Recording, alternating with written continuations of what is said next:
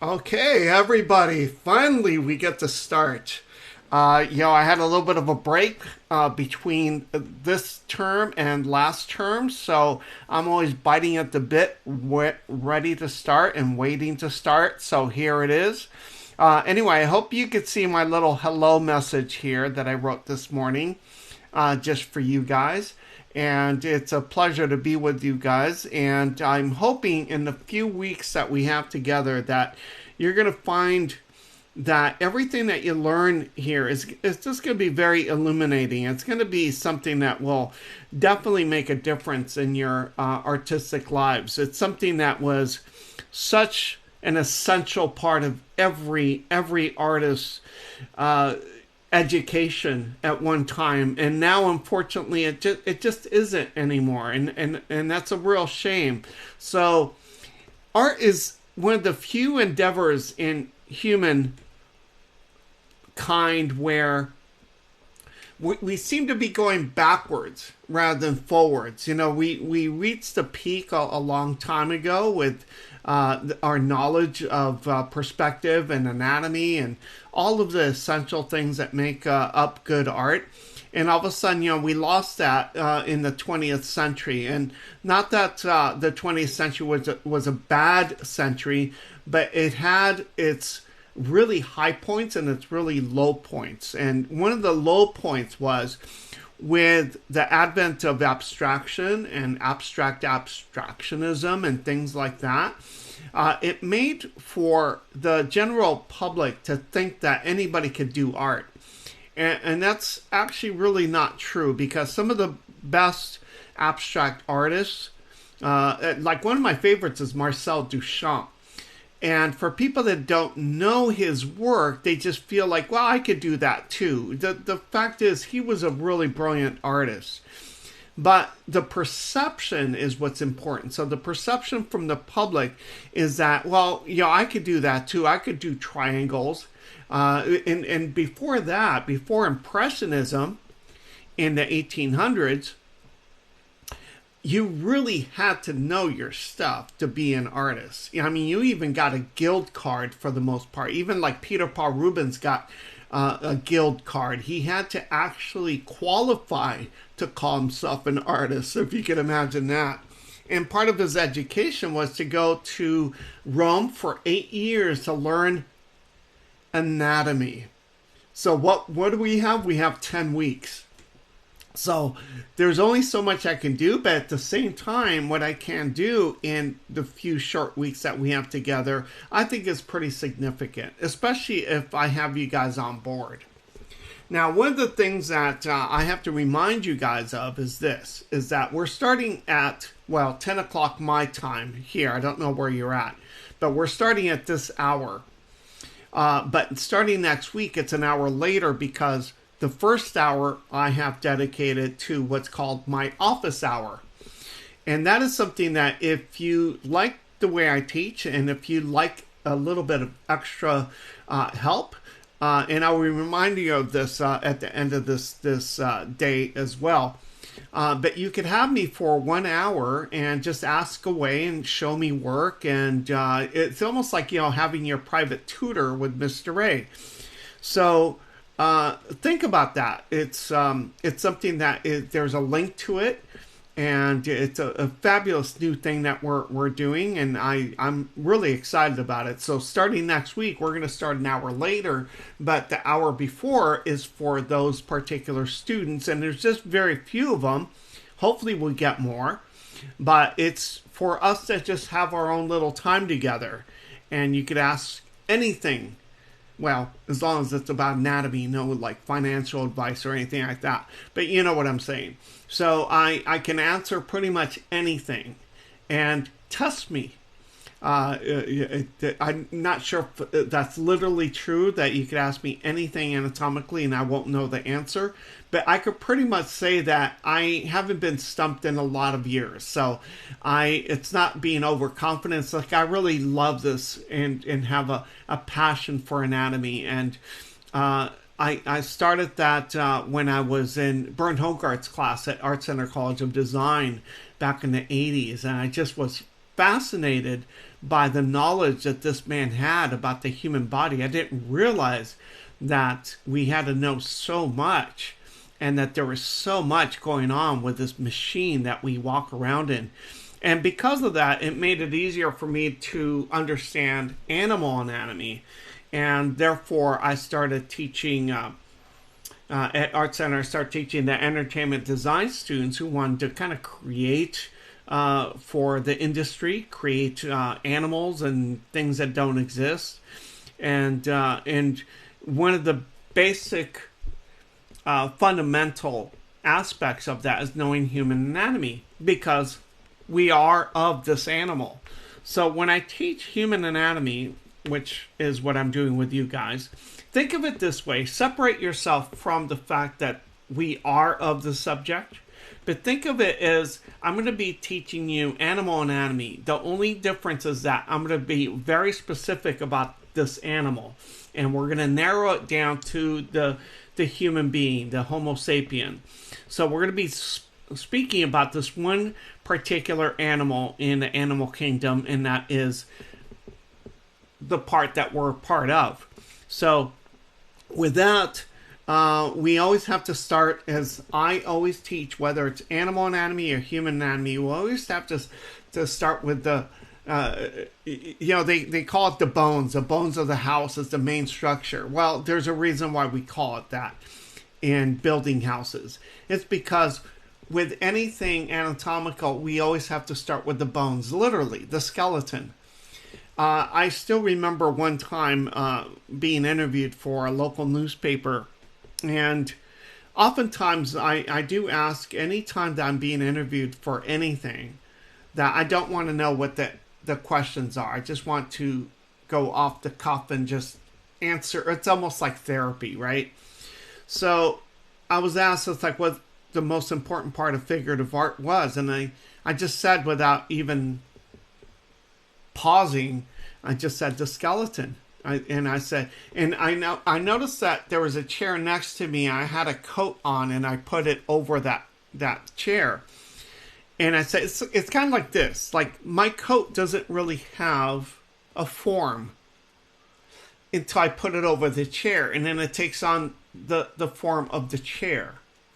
So whatever, like, if you have a bed sheet, and you drape it over anything, because the sheet itself really doesn't have a form except that's this flat thing. But if you drape it over something, it takes on the shape of that form. And that's basically what we have with the skeleton and everything that is on top of it. It's muscles, bones, everything. And the most important part, too, besides the muscles, is the subcutaneous fat.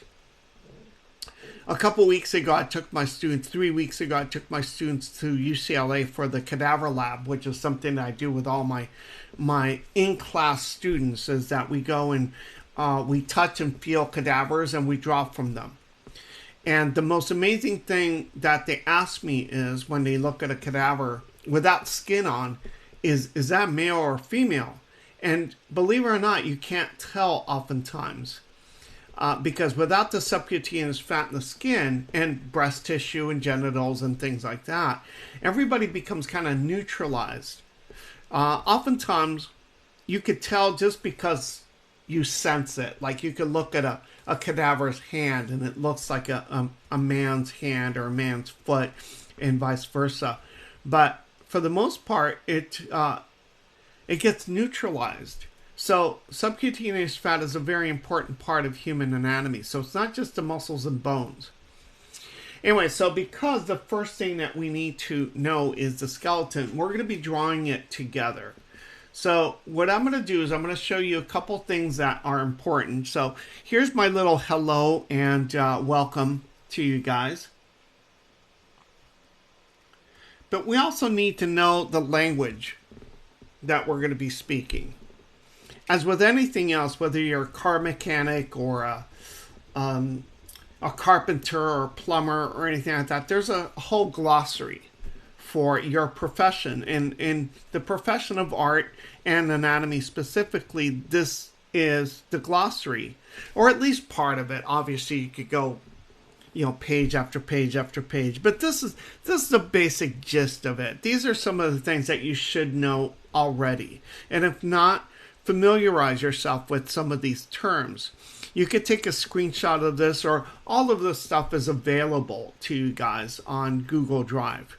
Okay, but one of the best things that I've told my students to do is to just take screenshots. Now, I know how to do it on an Apple computer. I hit Command-Shift-4 and I pull the little markers, up towards wherever it is that I want to take a picture on the screen.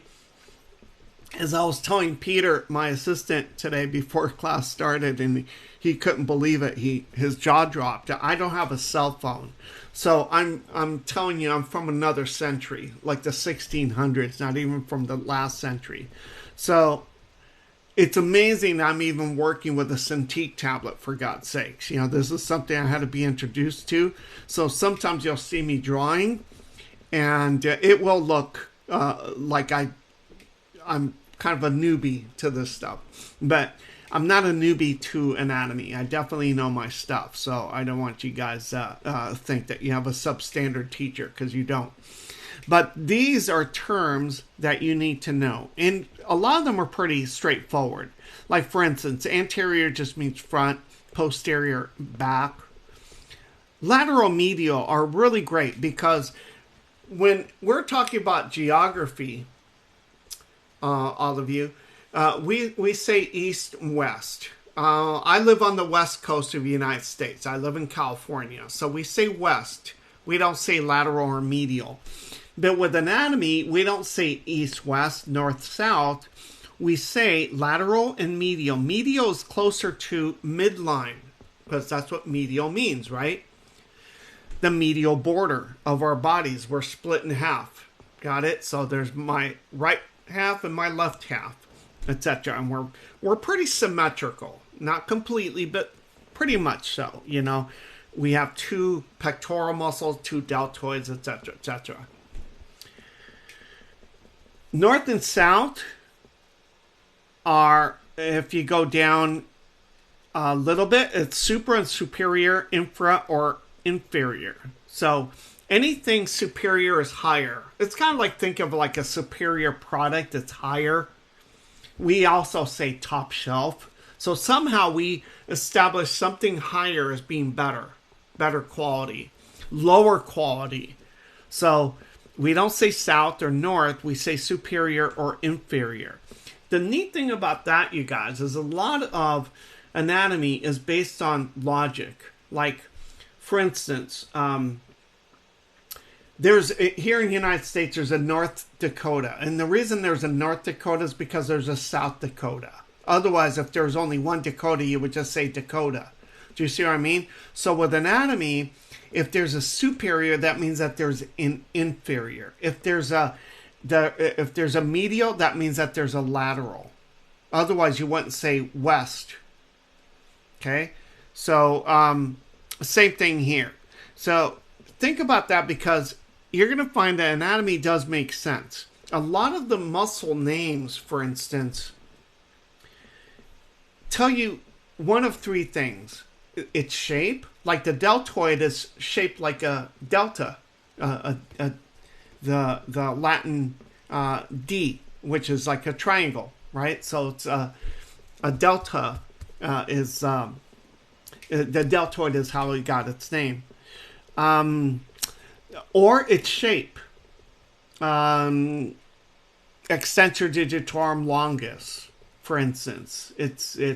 It's got like a certain, not so much its shape, but what it does. So it's an extensor. Or its placement. Vastus medialis. Vastus lateralis. Vas means big. So there's a muscle on your leg by your knee, one of your quadricep muscles, that's called a vastus medialis. It's big and it's medial. It's closer to midline. There's one that's big and it's lateral. So it's called vastus lateralis. So all these things will make this class so much easier. Proximal and distal. Proximal is just like, if you think of a tree, there's a branch that starts from the trunk and it goes outward. So proximal is the part that is attached to the tree. Distal is where the leaves are. So it's kind of like the distal part of my arm or my fingers. Got it? The leaves. Smaller branches. But each bone also has a proximal and distal. So my humerus or upper arm bone has a proximal end, the part that is attached to the body. Towards the elbow is the distal. It's distal, it's further away. Pronation and supination are for the hand. And the way I teach it is this. When you're begging for soup, your palms are upward. That's supination. You're begging for soup. Supination. Pronation is just the opposite. The palm is facing the ground. It's the way your dog walks. Your dog or your cat. If you see them walking, their paws are forward. It means that their arms are pronated. Not supinated. If you ever see your dog or your cat walking around supinated, you better take them to the vet right away because they're not supposed to do that. And the way a baby crawls, it's the same thing. The fingers are facing forward. They're pronated. Process and tuberosities are very close together. So these are just words I just want you to know because I don't need to go through every one of these things. Just look at them. Now, I also have like another little image for you that has some of these words but with examples. Okay? Because I like pictures. We all do as artists.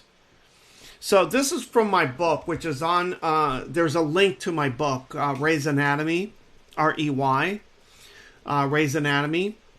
It's on Amazon. And the good thing about that book, if you were to get it, is that it has all the homework assignments in it. I designed a book, and the publisher liked this. They wanted me to basically design the book around my classes. So it's in the same order in which you're going to be taking this class. So in this class, or in this image that you see here, you still have like the glossary, but I put like the little pictogram here. Okay, this is directly from my book. So you can see some of the things like a fossa. A fossa is a shallow depression on a bone. Not always just on a bone, but you can see it on the temple. You know, where you rub if you have a temporal headache.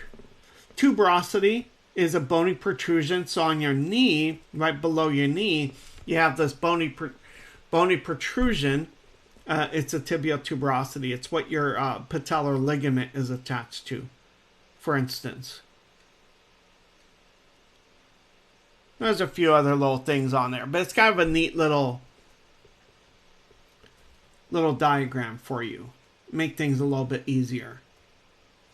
Now, the bony landmarks, before we draw this together, these are really important. Now, a lot of these you already are familiar with because pretty much every teacher that teaches figure drawing of any sort is going to talk about the pit of the neck, right?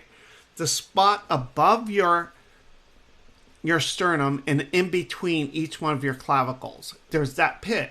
It's also where if you were to be choking on something and they can't get it out, you would get a tracheotomy right in that spot because that takes you right to your windpipe. Okay, it's that little hollow there. Got it? It's a very soft spot in your neck.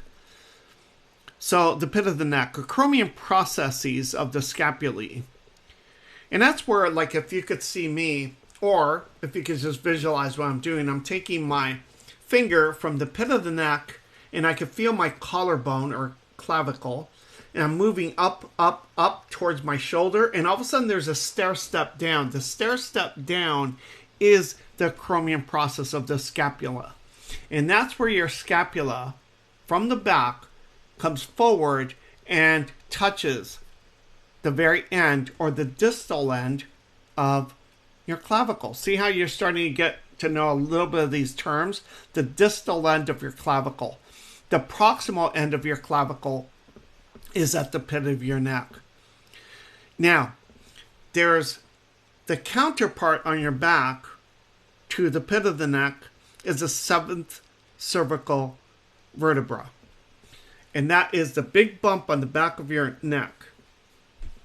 Okay, so that's C7, your teachers will call it, and I will too. C7. All of us mammals have 7 neck bones.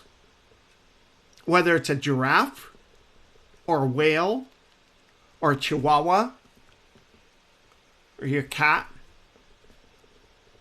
otter, mouse, 7 neck bones. There's only 2 exceptions, and they're both sloths. For some reason, they had to be different.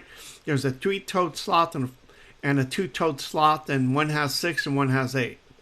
Just to be different, and just to make it difficult for us anatomists. But all mammals have, whether you're, like I said, even a whale, will have 7 neck bones. How do you like them apples? The other landmark on your skeleton are the 10th ribs. And that's when you take a deep breath and you can feel your rib cage. Now, granted, you have 12 ribs on each side, 24 total, right? But there's 2, the 11th and 12th ribs are floating ribs. They protect your kidneys. They're kind of like on your back and kind of lower, below your rib cage. So we call the 10th ribs the landmarks of the rib cage, even though we know we have 12 on each side. Okay, the other one is number 5, anterior superior iliac spines. And you'll see why all of us anatomists just call it the as is. Like if you go to a yard sale, everything is as is. Okay, you pay 25 cents for a toaster and it doesn't work, you're not getting your money back. Just stay home. So it's as is, the as is. And I'll show you with pelvises what those are. Okay, it's the bony protrusions of your pelvis right at my belt line. Okay, right at my belt line. Okay, they go right across. In the posterior superior iliac spines, I could have you visualize this pretty easily. And that is the dimples on your backside. Also at your belt line. Now, just a little sidebar here. This is mostly for men, believe it or not.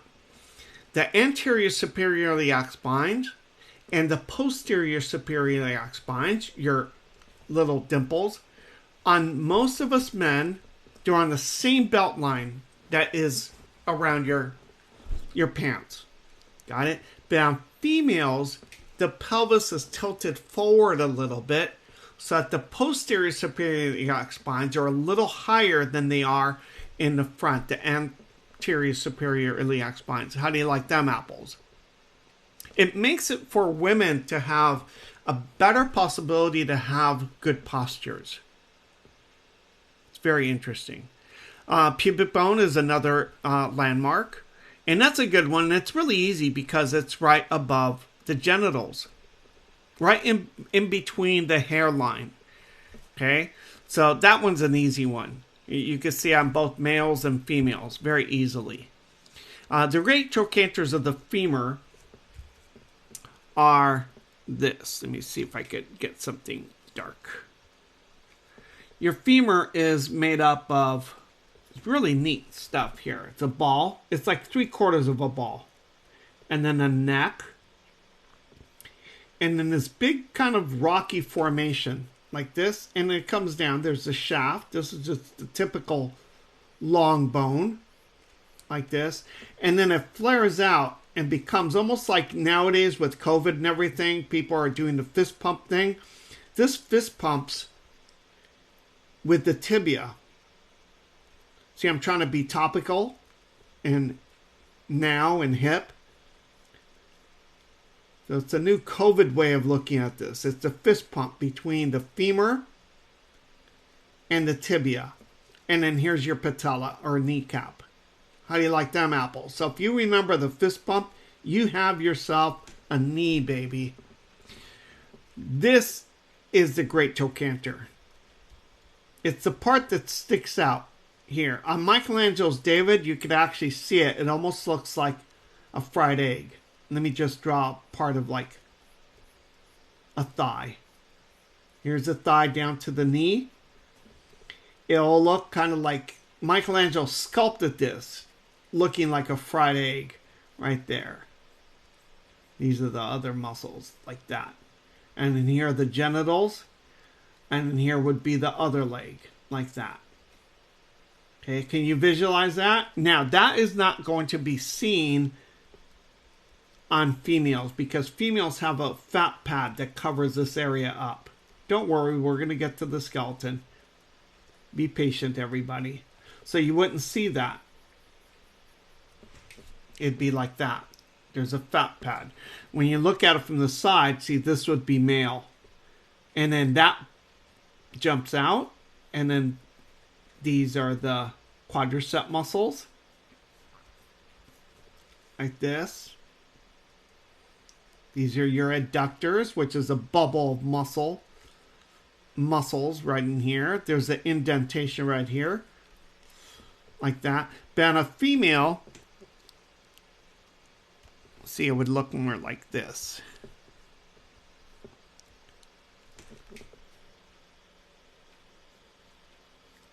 There'd be that fat pad right in here. Do you see that? That little red area is the difference between male and female morphology. How do you like them apples? You like them apples? I like them apples. Or manzanas, depending on where you're from. There, so that's a great trick. Patella, of course, is a kneecap. That's a really neat and easy landmark, isn't it? We can see it pretty easily. Some people have a lot of fat around it, so it looks kind of like what I call a whale's eye. Do you see where I'm at down here? It looks like there's a lot of fat around it because there is. And the patella, instead of being protruding, is actually indented like a donut hole. Okay, because knees vary just like noses do. Medial malleolus of the tibia is the inside ankle. If you're wearing shoes right now, just like low shoes, then the two bony protruding parts of your ankle are the tibia on the inside and the fibula on the outside. And the fibula is always lower. So it would look kind of like this.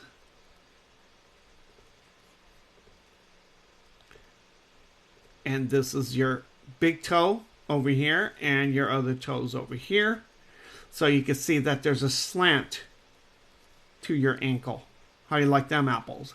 There, like that. Because it's two bones. Like that. Pretty neat, eh? Alright, now we're cooking with gas. Tuberosity fifth metatarsal is neat because it's this.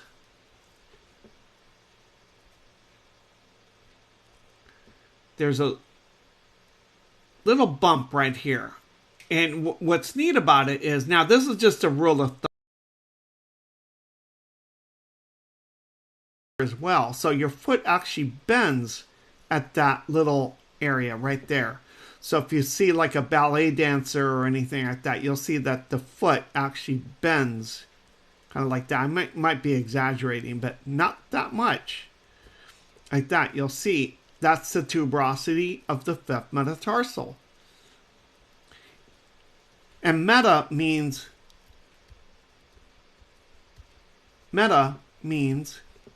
beyond. Tarsals refers to ankle. So beyond the ankle bones are these. The top of your foot. It's just like you have carpal bones. Carpal means wrist. Carpos, carpi means wrist. So beyond the wrist bones are the metacarpals. So it's these guys. And then you have the fingers.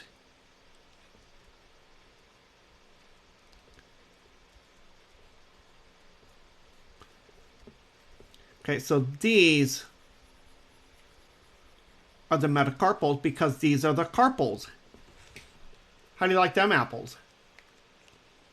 Okay, so that's a tuberosity fifth metatarsal. And the reason it's called that, it sounds like this big, long, convoluted thing, is because your foot bones don't have names like Fred and Betty or anything like that. They're numbered. So the one that goes to your big toe is number 1. The one that goes to your little toe is number 5. And that is a tuberosity. So it's the tuberosity of the 5th metatarsal. And you could even see it on your footprint. Like if you just get out of like a pool and look at the cement and you look at your footprint, you'll see that actually comes out. There's a tuberosity that comes out right there. You could actually see the shape of your foot change right there. How do you like that? Is that amazing? Tarsometatarsal articulation. Oh my goodness, what is Mr. Ray saying? It's too much. Okay, don't go away. Come back. It's very easy to explain. Tarsal, I already told you, means ankle. Metatarsal is beyond the ankle, and articulation is a border. Like over here we have, in America, we have a border above and a border below. We have the Canadian-American border or the U.S.-Mexico border. So we call them borders. So there's a country down here and there's a country up there, and this is the border, right?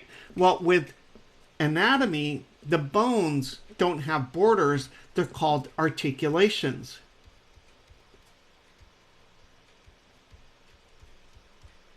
Got it? So we don't say the U.S.-Mexico border with anatomy. We say it's an articulation line. So if these, I don't know if you could see where I'm at. I'm going to make it in blue. Are the tarsal bones, and these are the metatarsal bones. This is the tarsal metatarsal articulation. How do you like that?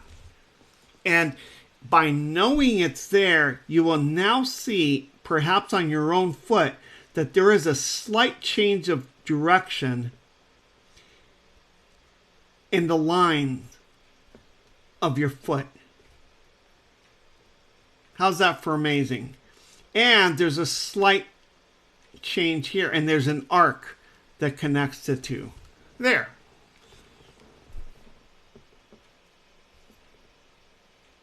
Okay, the other thing I wanted to show you is a book list. Now, I have pretty much every anatomy book you could think of, even in foreign languages, including the very first one, which is in Italian. The second one here is in German. And don't ever worry about getting like a book in German or one in Italian. Even if you don't know those languages, you know pictures. And one of the best things you could do, now I happen to know the anatomy, whether it's in German or Italian, doesn't matter. I don't need any translation. But what might be good for you is if you were to get the Gottfried Baum's book. I know that there's a English version, but I don't like it. For some reason, they changed the content too. So the German one is the one I recommend. I bought the English one, and it's just a waste of time. The Italian one is really beautiful too. So what I tell people is like, well, buy it because you can actually relabel it yourself. So use it as like a study guide. So don't ever not get a good anatomy book just because it's in a different language. The illustrations are what I'm going for. Mine is way down here at the bottom, and I hope you guys get that. The other thing that I've done for a lot of my students is I have international postage.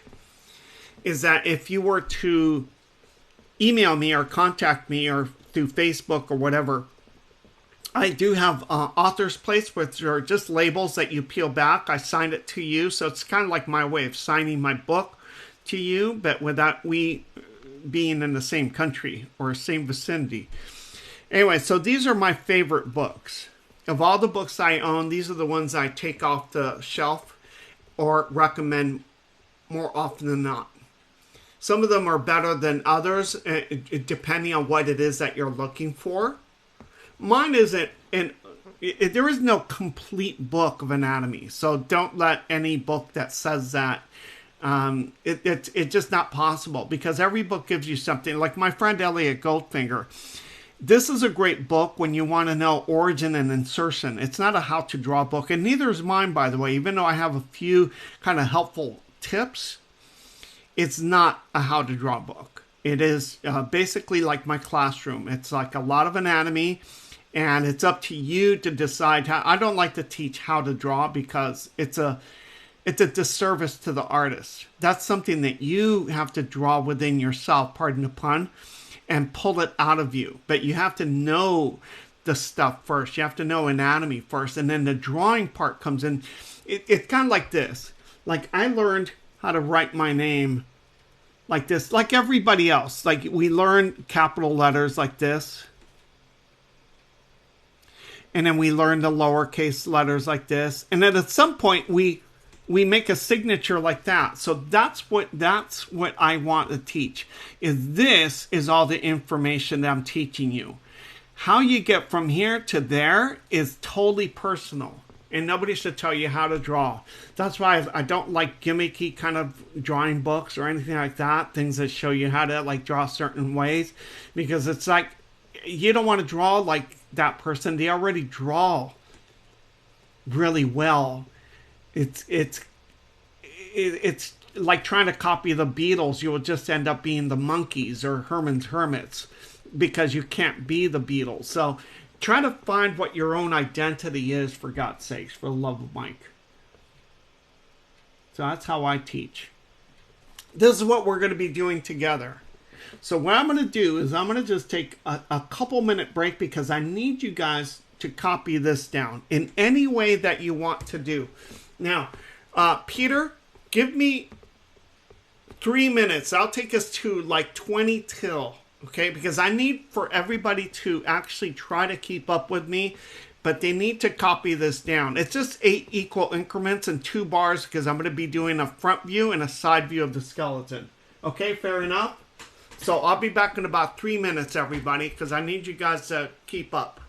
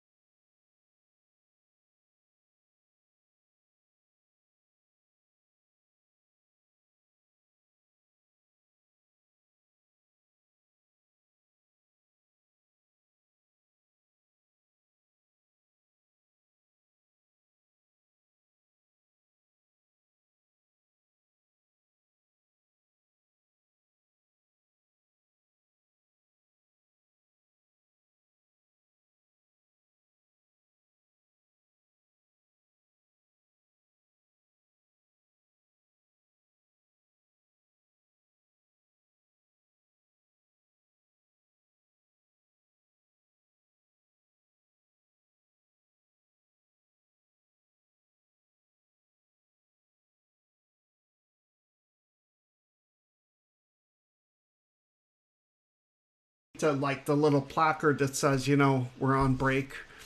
It'll be just another minute. And I'll get myself rolling. At first, I usually, you guys have to kind of excuse the fact that sometimes I kind of stammer a little bit. I've always had that issue. But I'll get rolling and we'll learn a lot today, damn it. I guarantee it. Always guarantee my work. And Peter, were there any questions?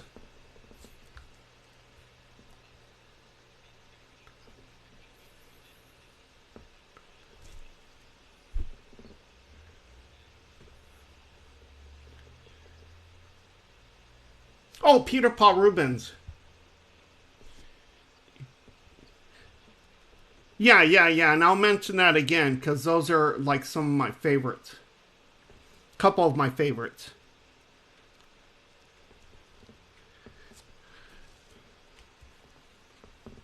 Okay, everybody. If you have line paper, like school line paper, it makes it a lot easier. It doesn't have to be pretty. It's not anything that you're going to be framing up after class or anything like that. But if you have like 8 equal increments, this is the proportional scale that I use, but not always. Proportional scales are based on basically what the artist prefers. If you were Leonardo da Vinci, he used 7.5 heads. Michelangelo used 8. Pontormo used, and people were asking me about those names, so let me actually write them down. Pontormo is one of my favorites.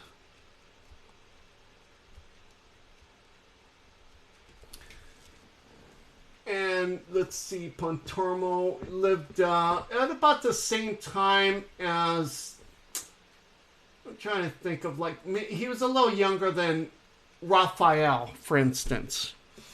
Pontormo, and he lived in the early 1500s. Pontormo. The other one is Peter Paul Rubens. Peter Paul Rubens. And he's in the 1600s. But Pontormo is really one of my favorites when it comes to like draftsmanship, because these guys aren't realistic. They're better than real. They're very stylized. And Pontormo was a mannerist. So his work is like maybe 9 heads. Peter Paul Rubens maybe 8. Just depends on his paintings and what he's doing. So this is by no means like the be-all and end-all. It depends on who your teacher is. If your teacher says, we're doing 7.5 heads, then do it. If you're doing Marvel Comics, it's going to be like 9 or 10 heads. If you're doing fashion illustration, it might be 11 heads. If you're El Greco, it would be like 11 heads. So you stretch out the body. But I'm going to tell you something, because this is really interesting, you guys. And listen to this carefully. There's a difference between changing proportions and just having proportions wrong. And that was like really confusing to me for a long time. And some of my teachers really couldn't answer that. So, and I could always tell, because when some of my teachers, I won't name who they are, but some of them are pretty famous. When they didn't know the answer to something, they would skirt the question. And I always knew it's like they just don't know. Whereas if I really don't know something, I will just tell you. Got it? Because I just don't have that kind of an ego. But it was kind of cute. But it meant that I wanted to find an answer for myself. So the reason I know the difference between when one of my students is drawing something and they're trying to stylize, which I encourage, but I tell them the reason that doesn't look right is a couple of different things. One of them is whatever the size of the femur is, your thigh, if you double that, that takes you down to the ground. I don't care if you're 6 feet tall or 5 feet tall. Think about that. I'm going to say it again. The thigh equals the leg and foot. And leg is from the knee down to the foot. In anatomy, the thigh is different than the leg. It's kind of like chicken parts. If you want a specific part of the chicken, you say leg. If you want a thigh, then you say thigh. If you want the whole limb, that's a different story. That's both of them. Got it? So with anatomy, it's the same thing. The leg is from the knee down to the ankle. That's the drumstick of a human being. If you want a thigh, that's from the knee on up to the hip. Those two are equal, except that with the leg, you have to add the foot. Now do you see what I'm saying? So if you stretch out the body, you could stretch out the thigh longer than what would be normal on any human being, just like El Greco did. But if you take an El Greco painting and straighten up the whole body, as if that painting, the man in that painting jumped off the canvas and stood straight in front of you, the thigh is going to equal the leg and foot. The other thing is, if they were to have their hands by their sides, their wristwatch would be at the great trochanter of the femur. So there's certain things that are always going to be uniform. And that's when you know that you changed the proportions, but you did them in a correct way so that the body looks right, even if you change the proportions. How do you like them apples? If that's confusing, Peter will tell me, Somebody will ask, Peter will tell me, it's like, Mr. A, can you repeat that again? Because that was kind of confusing. But if you look, and I don't know how tall you guys are. I can't see any of you. Got it? But if you were to stand in front of me and we're in the same room and I would say, okay, put your hands down to your side, your wrists will be in the same spot as they are on me, even if you're like 6 inches taller, 6 inches shorter. Now, there's variations. It's not always, that's not an absolute. There can't be any absolutes in humans. But for the most part, with art, we have to kind of create a system that works so that visually it looks good. Do you see what I'm saying? There's more demands on art than there is in reality. If you're kind of getting my gist. Okay, so the fact is that for thousands of years we've had proportional scales. It started with the ancient Egypt. The ancient Egyptians were the earliest known anatomical studies were in Egypt, in Alexandria. It was way before the Greeks. It was through travel, and travel wasn't as easy, obviously, way back when, right? In the ancient times, very few people visited, Egypt for a vacation. So, but people did, and there were Greeks that ended up going to Egypt because through word of mouth, eventually, the artists in Greece learned about the art in other parts of the world. So, one of the things that they learned is that the Greeks were studying cadavers and they were doing cross sections of cadavers. And what that means is that the word anatomy means cross section. It's kind of like seeing inside something. So that being said, it was the ancient Egyptians that start trying to formulate what created beautiful art. And since the ancient Egyptians were not depicting average folk, they weren't doing statues of, Joe next door mowing his lawn. They're doing depictions of their gods and their pharaohs. So they had to make them more heroic. So they came up with a canon. And that canon isn't the one I'm going to show you right now. But the Greeks took it and changed it a little bit and made it into what we now use is head sizes. And I will show you the Egyptian canon in a little bit because it's fascinating. It's part of the history that I know of anatomy. So what we do is we use the demarcation of the head. That's how we measure the body. Okay, so it's kind of like in every country in this world, there is a denomination for money, and it's based on one something, 1 peso, $1, 1 shekel, whatever it is. It's one, right? So that one is either multiplied or divided. So I could say here in America, in my pocket, I could say, I have 3/4 in my pocket. What does that mean? It's 3/4 of a dollar. Or I have $1.50, or I have so many in the bank. How many in the bank? They're multiples of one, hopefully. Divisions of one. Got it? So with the body, we have the denomination of a head. So right now, I am using the 8-head proportion because for me, it's just easier to divide things that are even. Right, so I've just always liked the 8-head, just because it's like, who wants to bother with 7.5 heads, which is closer to being realistic, by the way. If you were to measure me or you'd probably you'd measure your head and then count how many times it would fit into like your total height. It would be maybe 7.25. So where'd we get this 8-head thing, or even 7.5? It's because it's more pleasing to the eye. It's an abstraction of reality because that's what artists do. They make things prettier. They make things more aesthetically pretty and nicer. Okay? It's not always right or wrong. It's just a fact. Okay, so let's put a head fitting in here. And I'm going to try to keep all of this very simple.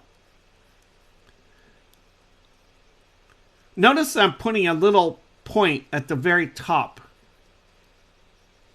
of this. This is called the vertex. The very top of your skull has a little bit of a peak point.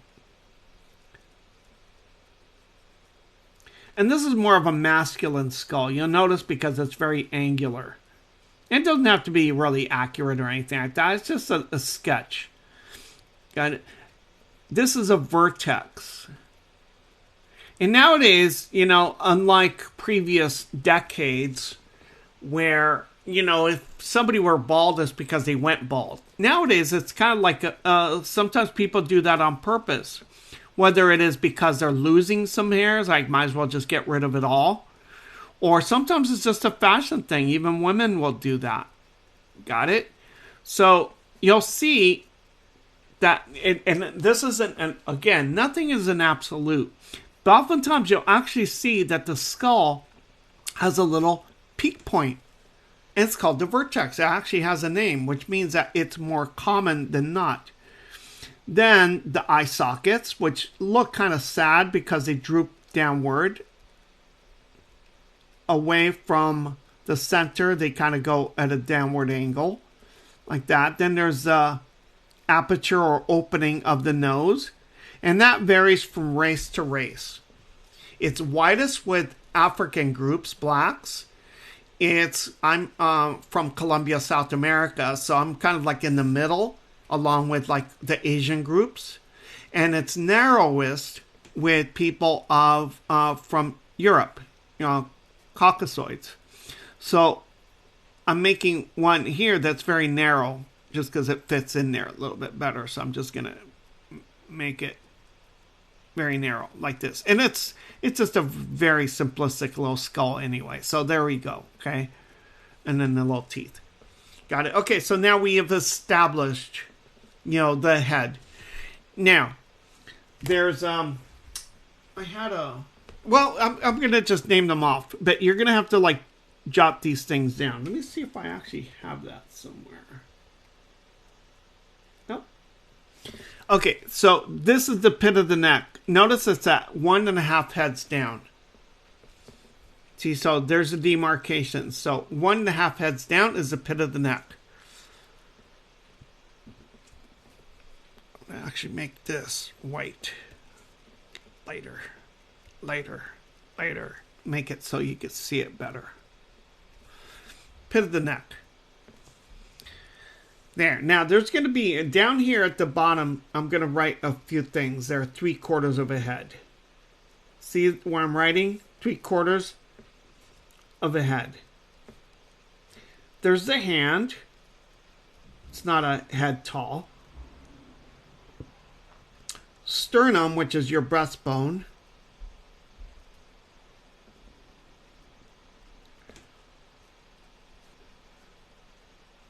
Scapula. Sorry, I messed up the C. Scapula. And your clavicle. You have 2 clavicles. They're your collarbones. Alright, so that being said, since this is the pit of the neck and your clavicles originate there and they go slightly upward like this. I'm going to keep it really simple. I do what appears to be about 3/4 of a head. It might be just a tiny bit longer, but I'm going to leave it like this because that's close enough. We're all just amongst friends here. So this is each one of your clavicles. Your sternum looks like a necktie because that's how neckties were designed. It's almost like an external sternum or breastbone. On a bird, this is the biggest bone of its body for obvious reasons because it's an avian. So it needs a big, huge sternum. So this is 3/4 of a head. So basically it creates almost like what appears to be a propeller. Okay, a 3-prong propeller right here, right? Think of it that way, because this is kind of neat. Then, because I'm wearing a t-shirt underneath this shirt that I'm wearing right now for you guys. It's a new Masters Academy t-shirt, by the way. Honestly. There. And way back here, that's in the back, is C7. But the t-shirt opening will remind you of something kind of neat. The t-shirt opening, because they're designed for us humans, is higher in the back than it is in the front. So at C7 is where your tag is. The front of my t-shirt, if you can see my finger, is the pit of the neck. How's that for convenient? So t-shirts are great learning tools. Yeah, what's the question?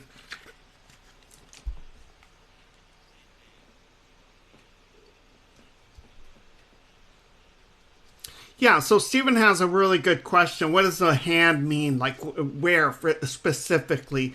It is basically like your handprint. You know, by your wrist to the tip of your middle finger is what I mean by the hand. Got it? So, you know, if you could see like a little icon of a hand, it would be that. Got it? Now, remember, some people have like incredibly long hands and fingers and sterns. These are all just approximations. But that gives you an idea. Like if you put your hand up against your face, Stephen, you'll notice that your fingers don't like surpass the top of your skull, right? It would come up to maybe just below your hairline, depending on how far down your hair is. Got it, everybody? So hand. Got it? And these are just kind of helpful hints. Now, watch this, kids of all ages, people near and far, from Chino to China. See the pit of the neck? I'm going to put like a piece of paper, and I can literally do this. I have a piece of paper right here, and I'm putting the tip of it right at that pit of the neck. And that makes a 90-degree angle like this. Do you agree? Let me put that paper down there again. Yeah, that's 90 degrees. See that? And when it hits to that 90-degree angle, sprays out from the pit of the neck, and it hits 2, guess what? That's where we put the nipples. Now, the ancient Greeks did that even for females. Because this isn't like a specific person. Because obviously nipples could be, they're soft landmarks. They could be all over the place. They could be down by your belly button. Speaking of belly button, that's at 3. So 3 heads down, it's the belly button. Question. Any questions? No, Peter? Okay, good. So this is a Mr. Rayism. This is something that's so helpful to my students when we have a model in the room. The kite of the front of the body. Do you see the kite in there? The good thing about a kite is it's universal. Everybody knows what a kite is. There is a kite. How do you like them apples?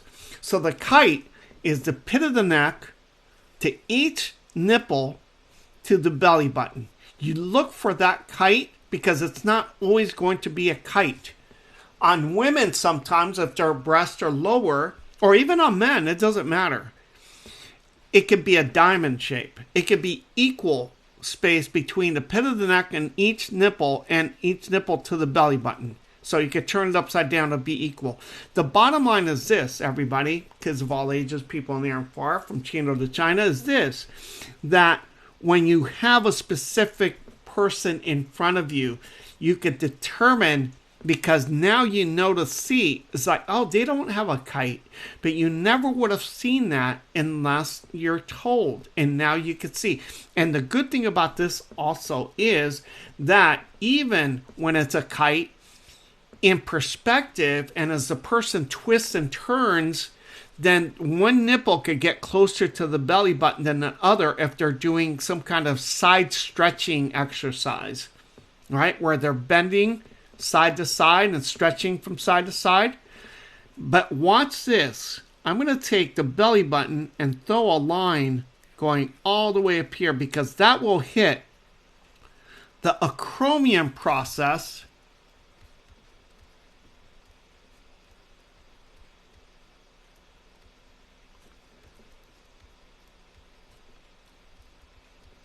of the scapula.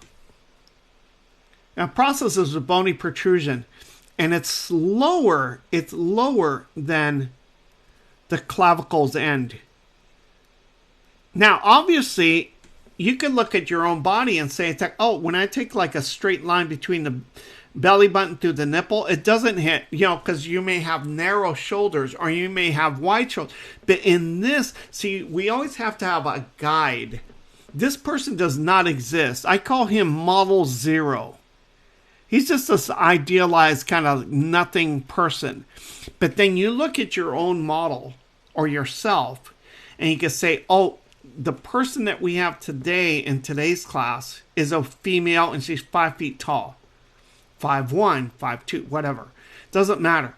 And in that case, you have a whole different proportional guide. Now, for any of you that like baseball, like me, and I have a grandnephew that's on the Chicago White Sox, by the way, which is kind of cool to have a professional athlete. He makes more money than us art teachers, by the way, just in case you're wondering.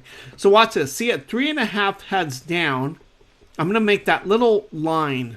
Okay, it's like the belt line. Okay, 4 is the pubic bone. See the pubic bone? So this is where the genitals are. Whether it's male or female, that's why I'm just going to put like a little area here, which would be basically the bottom part of like the underwear. So let's just say this is the genitals or in here. Okay, like that. So the pubic bone is really easy to find. But watch this, everybody. Remember the pit of the neck? If I take that pit of the neck and lift it off magically off my Cintiq tablet and put that pit down here by the belly button, you end up with the same thing here. A 90-degree angle, and that hits the anterior superior iliac spines. The as-is points. How do you like that? And the reason I mentioned baseball is because this is a baseball diamond. This is first base. Second base is the belly button. Third base is over here. Home plate is the pubic bone. Now, this is a regulation diamond, which means it's very square. You're going to find a very few people are going to be exactly like that. And the nice thing is you could actually take a line from the nipple, come down, and it hits the anterior superior. And what's the anterior superior spine on the pelvis? It's the part that juts out furthest forward. This is the ilium. And it's going to look like Mickey Mouse ears in just a moment. Like that. And then this is the pelvic brim, which on a male is triangular. On a female, it's very circular. And that's where we get the bathroom signs of a circle and a triangle. It's from this pelvic brim. Females is very round to accommodate a baby. And on a male, it's very triangular and closed. And these are the sockets for the femur. And on the pubic line, which is 4, and away from the anterior superior spines, I'm going to put the great trochanters of the femur. The GTs. GT. Along with the pubic bone. So the good thing about that is that's where your leg would like move away from, like that. But in this case, it's not. I'm going to make it go straight down to, because the femur in this case is 2 heads long. Do you see that? 2 heads long. This is the determiner of your height, is your femur. And remember the fist pump? I'm going to do a cute, now really, I'm going to just make a little simplistic drawing here, because I don't need for you to do anything more than this. It's not like you're going to see the femur in your model, but you will sense where the great trochanter is, because if the leg moved outward like this, you can't help but to see it bend from there. Or if you jut out your hip, it would jut out from the great trochanter. Here's the fist pump. T for tibia. See the T?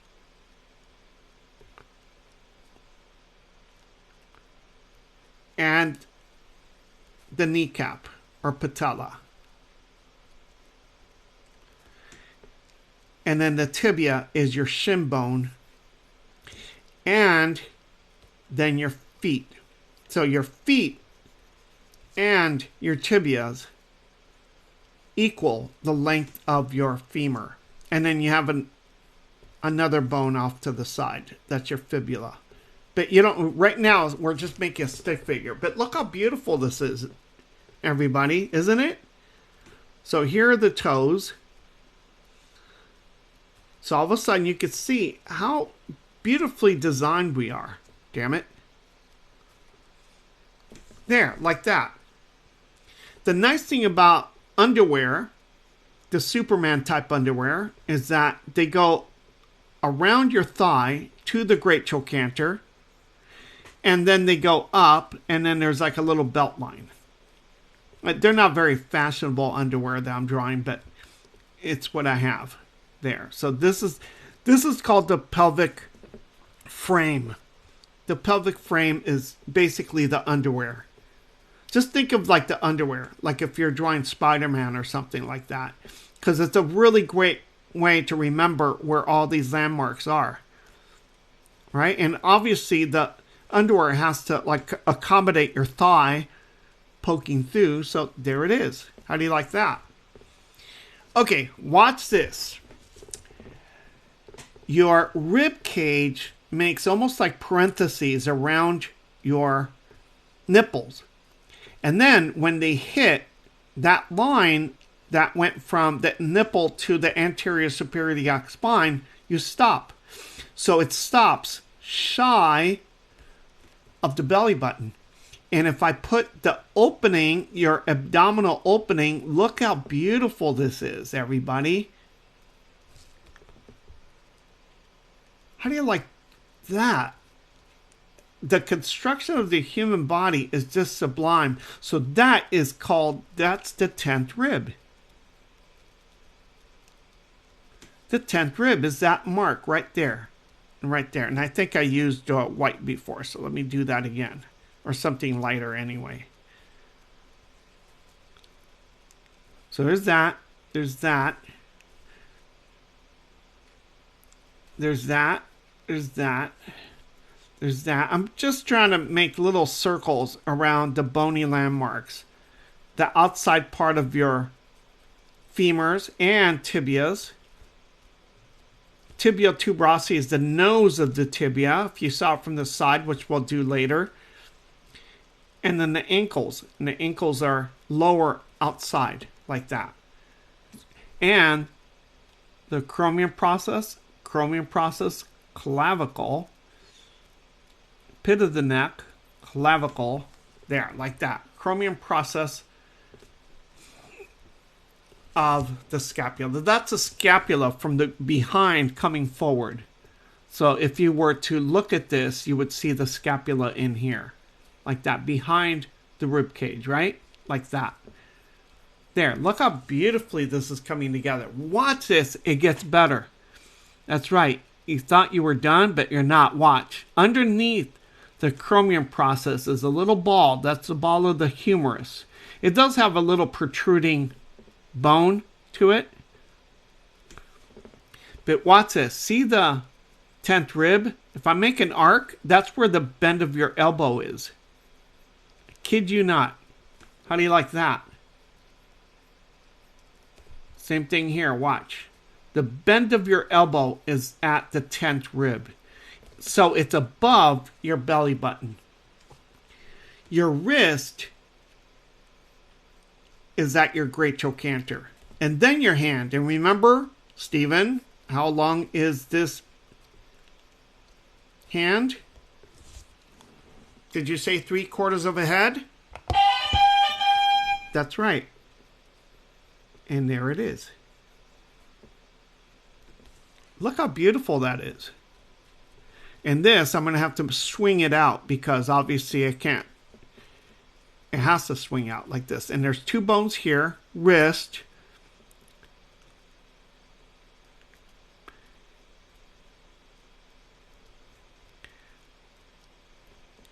And your hand. See that? See? Yeah, what's the question?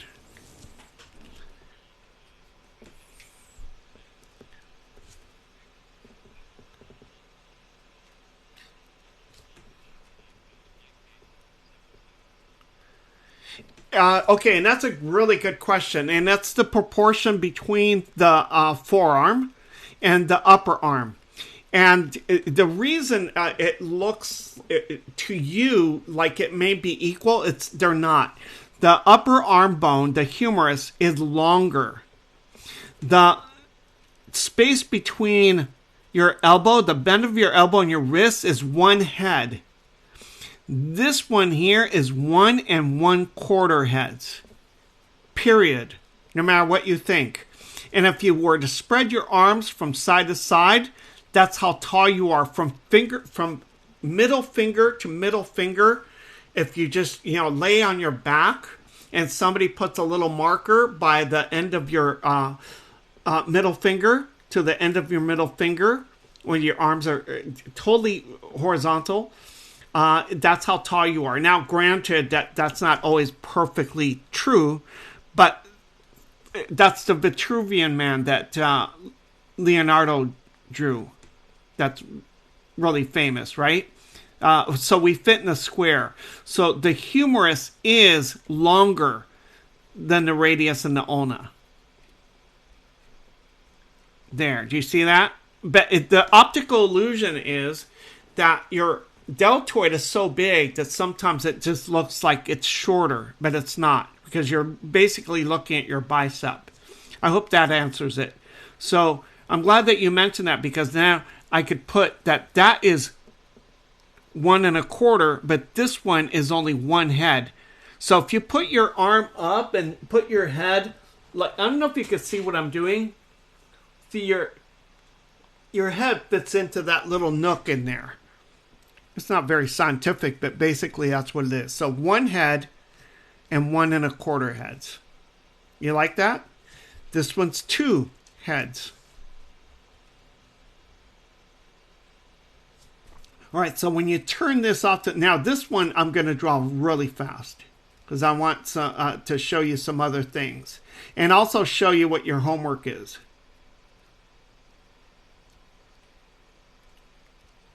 Okay, if you can't keep up, don't worry. This will be like recorded. So what I'm going to try to do is the same thing I just showed you, but the side view. So here's the rib cage. Here's the 7 cervical vertebra.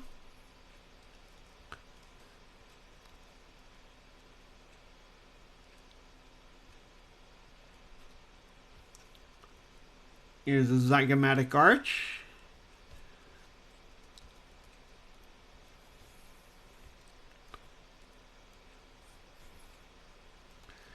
Sternum, 10th rib.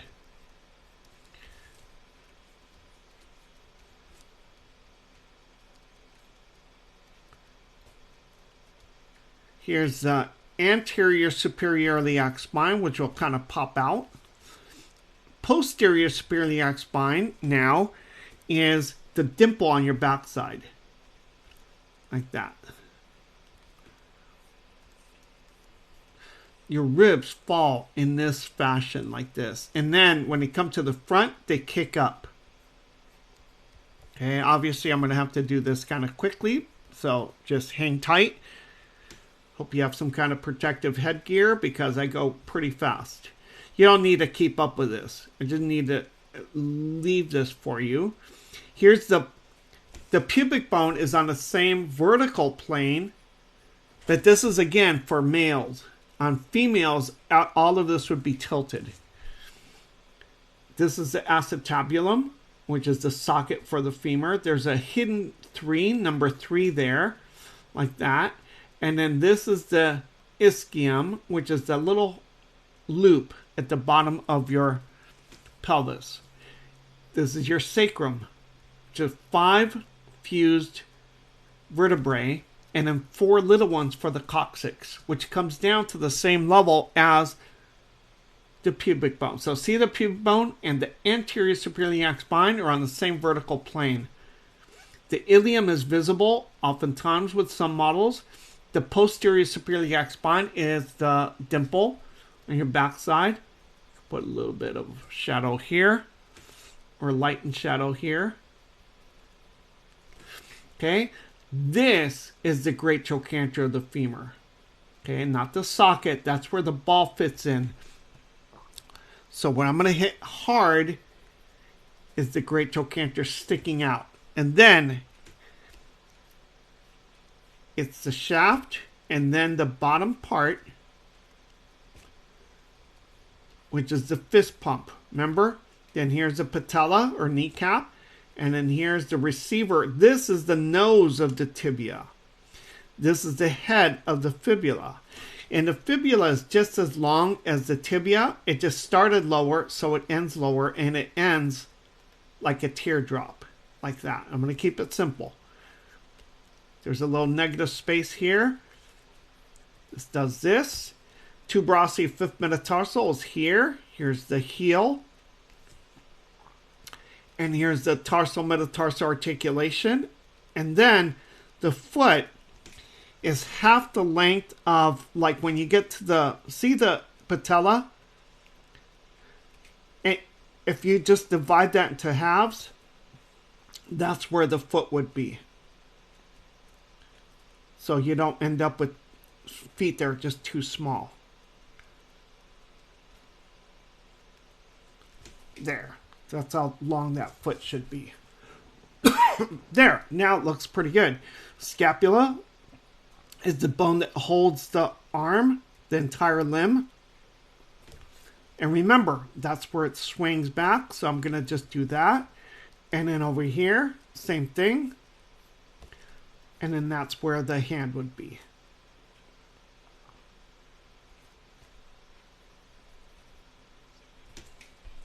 Yeah, what's the other question?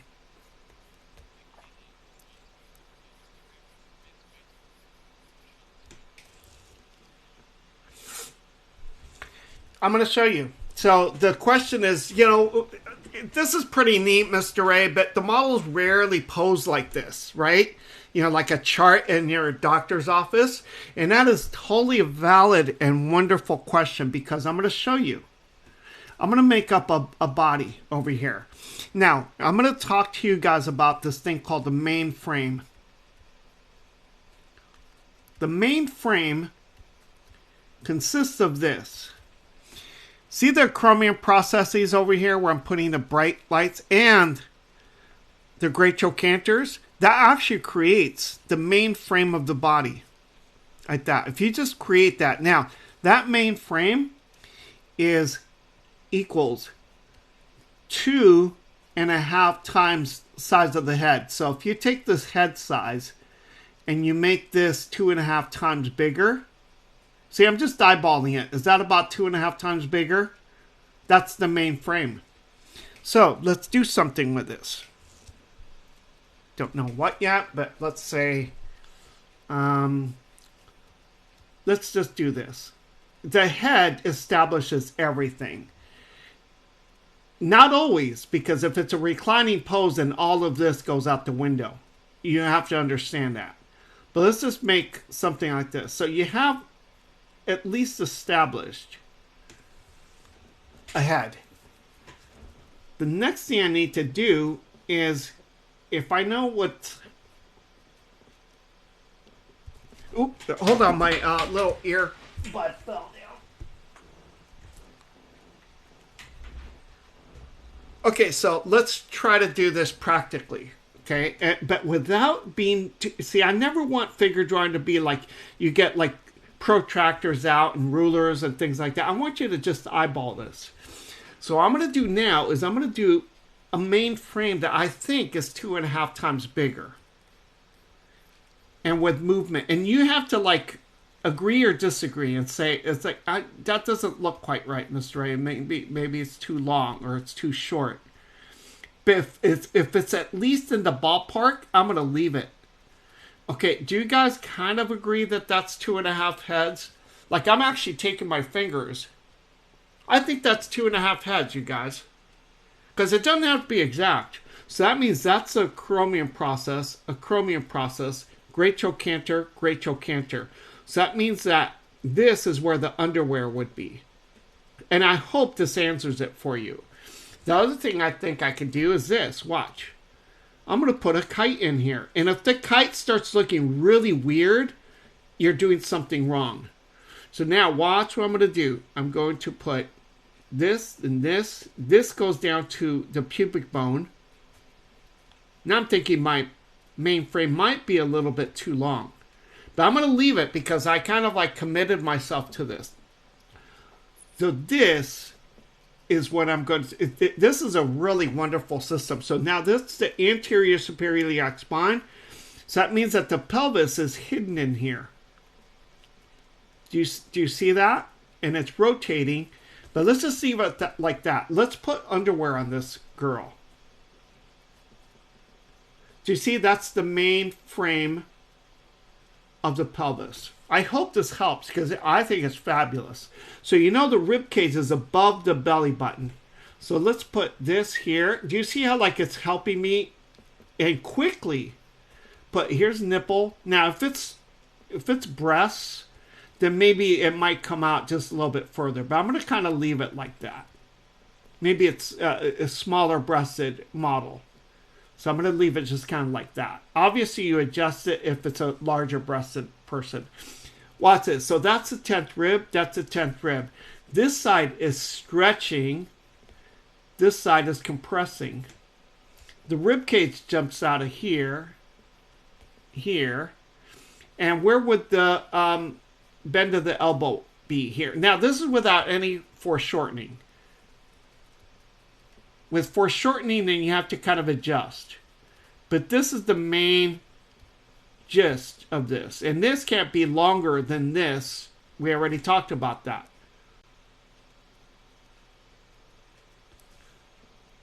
Now, see the length, the head size? So I'm going to estimate that this leg is not going to be quite 2 heads long because this is already like a female. So I don't want her to be like 6'6". I don't know what I want to do with her leg. Let's make it go outward because then you can see where the great trochanter is affecting the leg, making it go like this. Isn't this fun? Damn it. So once you end up with the end of the knee, then what did I just teach you? Take that, double it, and that's the ground. Even without me drawing anything, that's where the ground's going to be.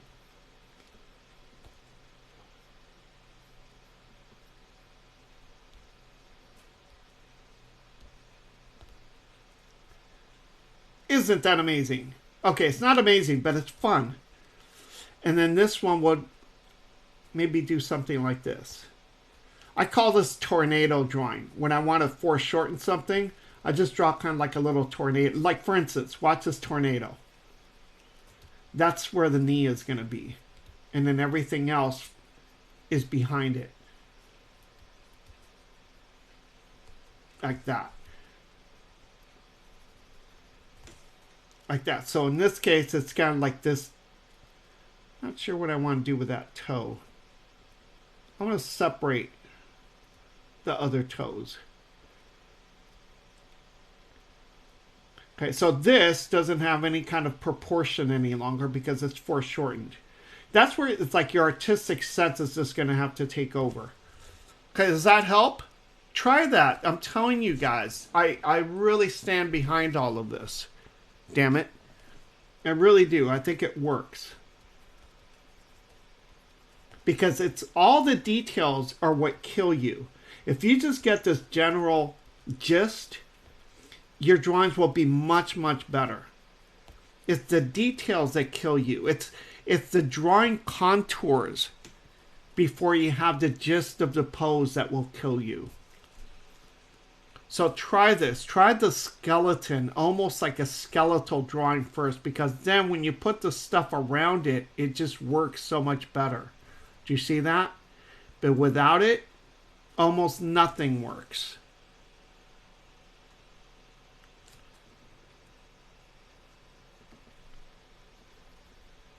This is the only sad thing about like not being able to see your face is seeing if this resonates with you, if it actually makes sense. So I hope it does, everybody. I have a few other things to show you, including the homework. This is what I wanted to show you. Oh, good, good, good. Because that's, well, that's what I'm here for. So remember this. Damn it. This is what I wanted to show you. I just found this recently when I was studying about ancient Egypt. They used, now I don't want this to confuse you. I'm just going to tell you how interesting this was. They used the length of the middle finger. See the middle finger right there? That's the length of it. From the beginning, just below your knuckle, the length of your middle finger. And they determined that this idealized body was 19 fingers tall. I don't think it's as practical as a head, but I'm just showing you how this is from ancient Egypt and how they would make their statues. It's just there's too many demarcations is why I didn't like it. But I thought it was fascinating that at least they were thinking about how to divide the bodies. Interesting, isn't it? This is a really good skeleton page so that you guys can have this for when you're doing your own homework this week. And I'm going to show you how you're going to be doing your homework. And there's various ways that you can do it. This is the difference between male and females. Remember what I said about the pelvis? How the female pelvis has a bigger and rounder brim? This is called the brim, the pelvic brim. It's bigger and rounder because it's made to, whether you ever have a baby or not, it's made to be able to accommodate a baby going through there. And a baby is a big, huge thing to come through a body, by the way. Never understood that whole thing that you women have to go through, but it's pretty extraordinary. The male pelvis is more triangular, and that's where we get the bathroom signs. The other thing is the pubic arch. Do you see where the genitals are? On a man, it's almost like a capital A. On a female, it's much more open for the same reason. That's the gate where the baby's head goes through. Can you guys see my hand? Good. This is, I have a doctor friend at UCLA that taught me this. That's kind of neat. This is the way he teaches about the male-female pelvis. This, I know it looks like a anatomy, a really kind of weird and nerdy anatomy gang that I'm a part of. So I'm doing my little gang sign. This is the male pelvis. This is the female pelvis. And that is referring to the passageway, the gate, the pubic arch. This is male, female, and this is male. See, it's much more closed. It's kind of hard to do it with the camera. But do you see that? Male, female. And look at the pelvises in front of you now on my Photoshop. Isn't that nifty? So if you were to be digging weeds in a backyard and you find a human pelvis, you would be able to tell male from female. As long as it's been, the human has gone through puberty, the pelvis changes to become a woman or a man. How do you like that? Let's see if I have a lot of other neat things. This is the main frame. Okay, so everything that I just did, I could explain it. And now you can see, and the person that asked that great question about like the proportions when you're just kind of like a person's obviously not going to ever just be standing straight in front of you. But you can see how you could put tracing paper over a bunch of images, whether they're paintings or drawings or photographs of models, and find the main frame of all these different people. Because these were done, these examples were from New Masters Academy models. I just put tracing paper over them and I just simplified the main frame. Okay, try it. You'll be so surprised. This is just, I wanted to do some more drawings for you, but before I do that, this is a Pontormo, by the way. You can see he's not realistic. He's better than realistic. This is a reminder. This is my way of teaching my students the scapulas. You will have a very, very delicate bump here. Sometimes it's not so delicate, but see that little indentation? That tells you where their acromion process is.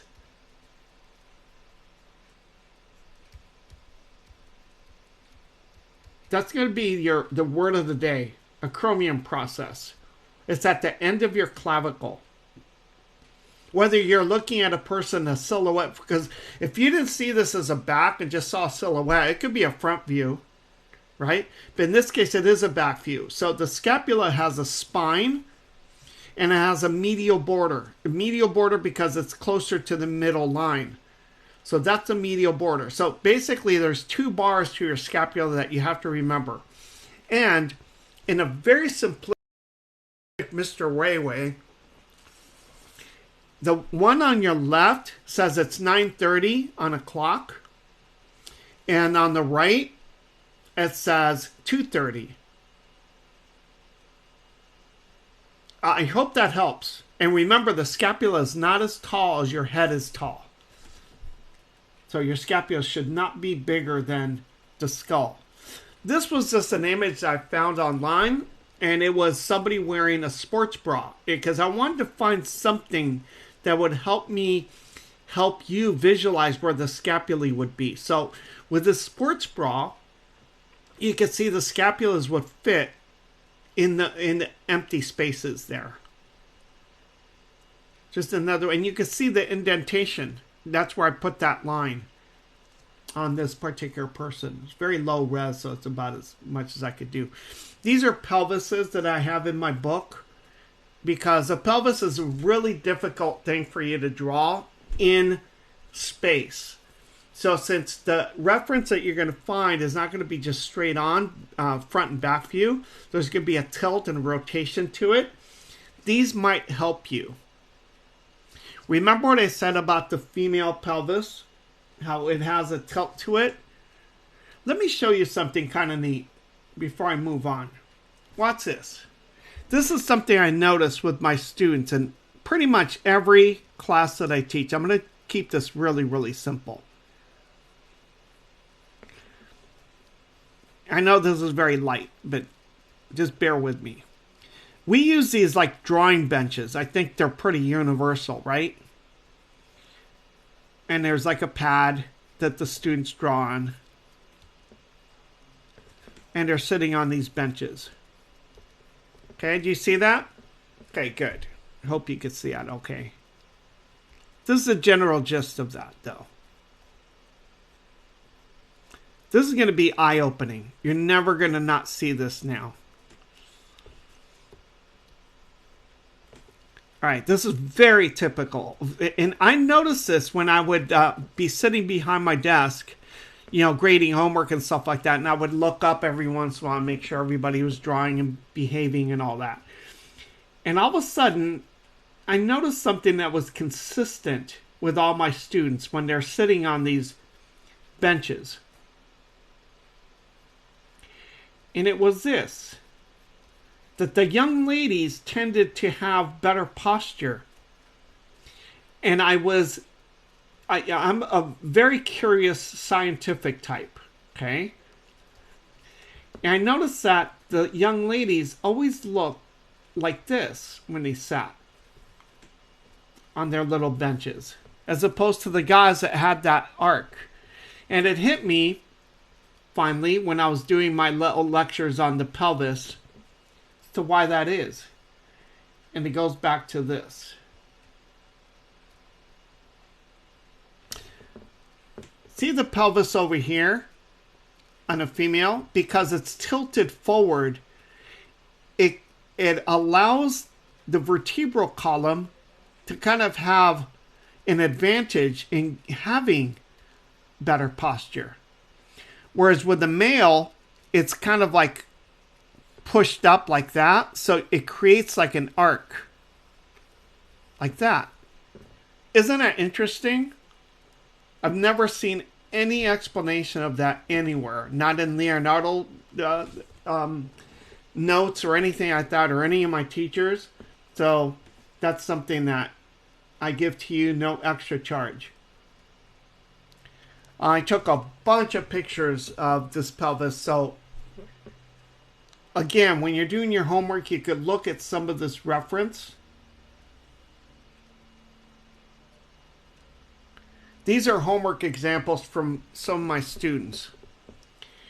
This is level 1. There's 2 levels. There's kind of like a lower level, which is, in this case, like the back view. You could see that they didn't actually draw each rib, and you don't need to. But what you do is you take whatever reference. This is our buddy at New Masters Academy, Ilya Mirochnik, who's just fabulous. He's in my book. I like him so much. Or Weapon Academy, because it's all academic is academic. It all kind of looks the same to me. It's not an insult. It's just kind of like a fact. That's why I like Pontormo so much better. I like that fluidity. But regardless, academic drawings are perfect for my class. Or academic paintings. Or even sculptures like Michelangelo's David. You could use David. So you take a front view and a back view. And you draw the skeletons.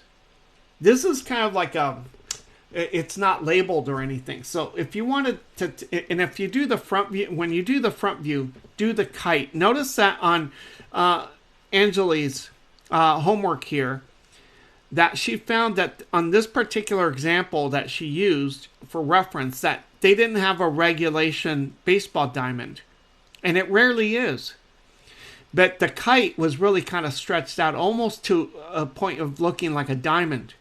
So that's what you're going to find out. And then on the back view, you draw the spine of the scapula and the medial border and the posterior superior iliac spines. I have another example, but it's a little bit more of what I asked for at Art Center College of Design. So this is a much more finished homework assignment where they actually make a title bar and they make it really professional, like a printed book. These are 2 different students, by the way. The front was a male student, and the one on the right was a female student. And I just wanted to mix it up a little bit, but show the same kind of quality. So you take the reference, and you could either put tracing paper over it, or kind of like what I might show you here. Oh, and this is the way I would tell you to Google, just like academic male nudes, and find just a ton of reference. Find something that is pretty straightforward, like what you just saw. Okay, for instance, there's 2 ways of doing this. You could put tracing paper literally on something you print out, or you could do what I'm doing now and simulate, using that little photo bucket. And I'm going to do this quickly, but then you just digitally draw the skull as best you can. Make sure you have good reference.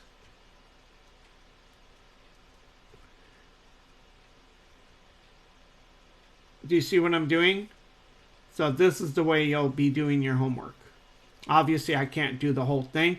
This is my way of showing students how to do like a good rib cage. Watch, you just get the basic gist of it, and you can actually see it in there, right?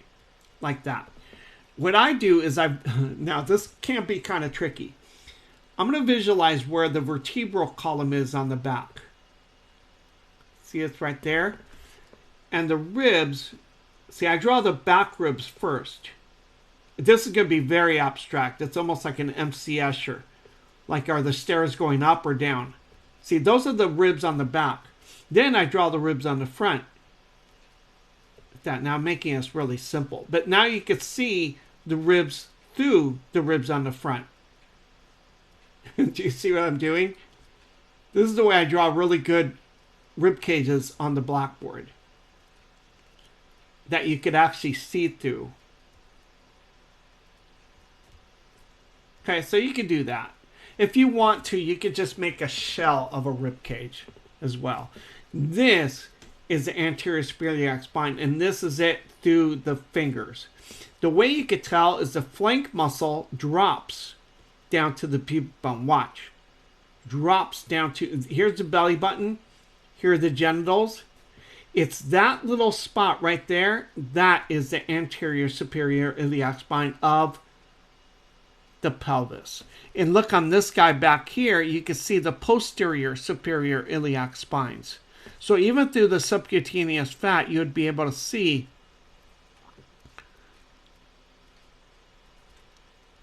the pelvis. And here's the sacrum. It's not going to be easy, I'm telling you. But you don't want easy. You want challenge. Damn it. If I know you, and I think I do, because you guys wouldn't be in this class unless you wanted to learn. And then that. Do you see what I'm saying? So that's the way you can do your homework. This is me holding my book. You go on Amazon and get it. Get the hardcover. I think it's beautiful. Okay, let's see. Let me make sure. Peter, any other questions?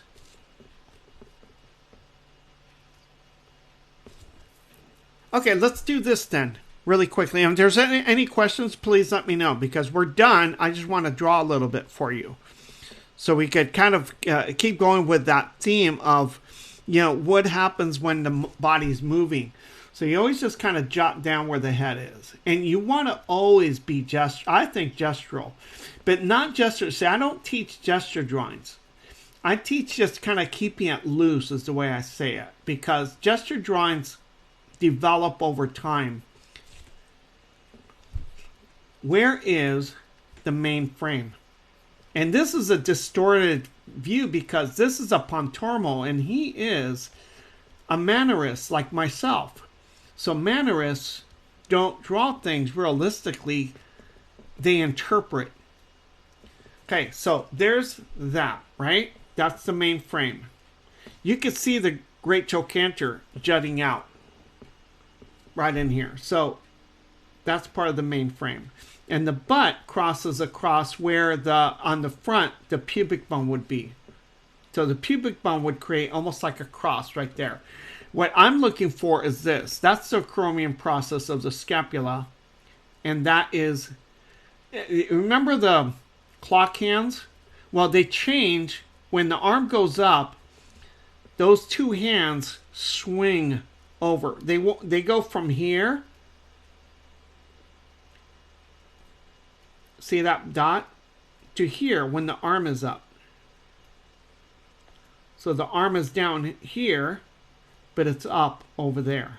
I don't know if you can tell what I just did. The vertebral column is here. Here's the posterior superior iliac spines. And here is where the knee would be.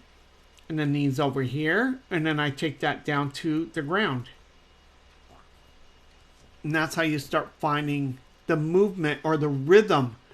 The deltoid surrounds the acromion process like a little clam or like a crab claw. There. Okay, and then this arm does this. Do you see what I'm doing? And even though this isn't your homework, just take a scrap piece of paper, something you're going to just throw out and not show anybody. And just try to, like, either looking at something. I think it's better to look at something. And just do these little sketches of the main frame, the thigh. I'm going to actually put the separation between light and shadow.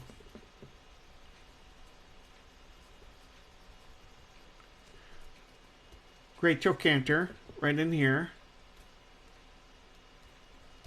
Do you see how like we ideate? And just jot down the main gist and rhythm of those poses. And it's amazing how much you're going to learn from it.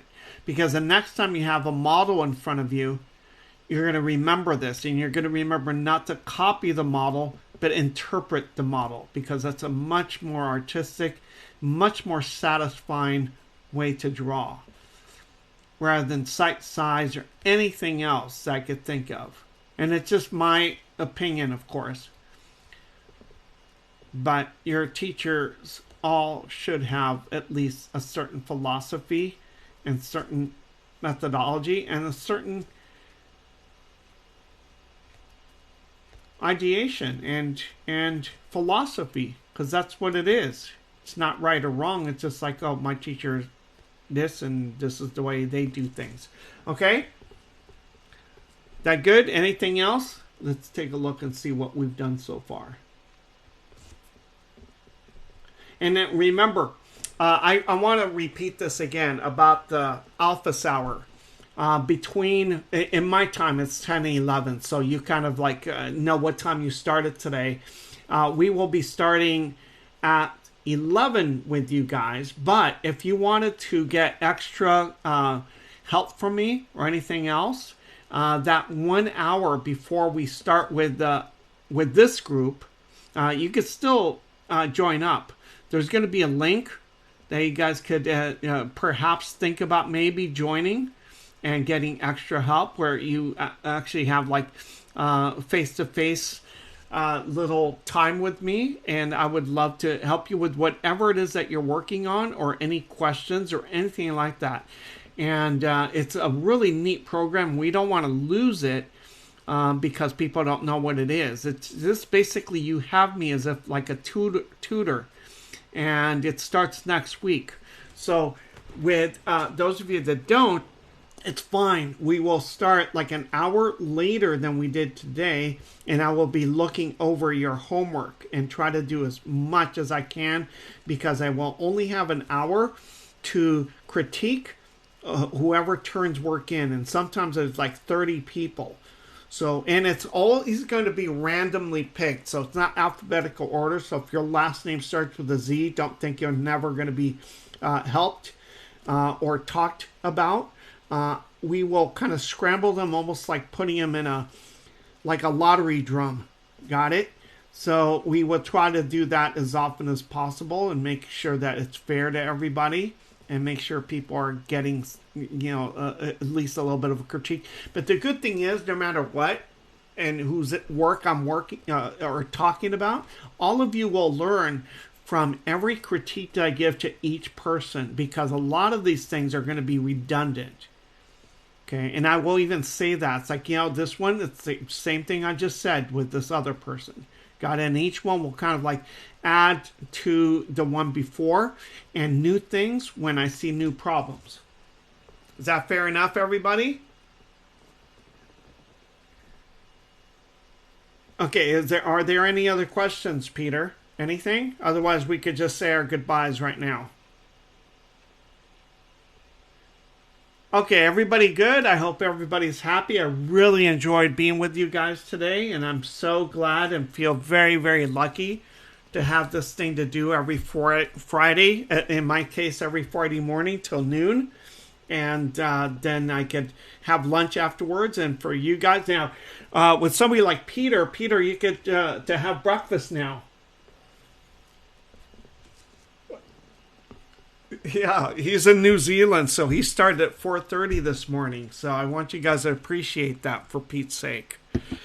All right, everybody, thank you so much for your attention and your time, and I hope you learned something today. Okay? Peter, you could take over.